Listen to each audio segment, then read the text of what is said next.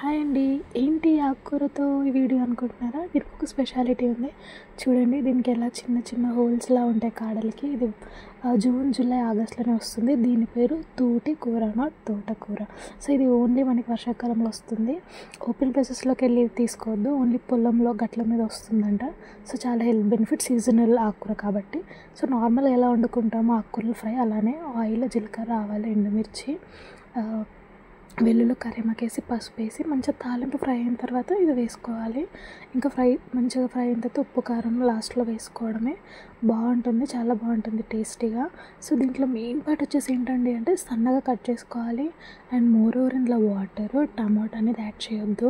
సన్న ఫ్లేమ్ మీద ఇలా చేసుకోవాలంట. ఇంకా మా అమ్మ నాన్న చెప్తున్నారు, చిన్నగా ఉన్నప్పుడు ఊర్లో ఉండేవాళ్ళం కాబట్టి ప్రతి ఒక్కటి తినేవాళ్ళం. మనకి దొరుకుతాయి దగ్గరలో మన సరౌండింగ్స్లో. ఇప్పుడు మనకి ఇవి దొరకట్లేదు అని చెప్తున్నారు. నిజమే అండి.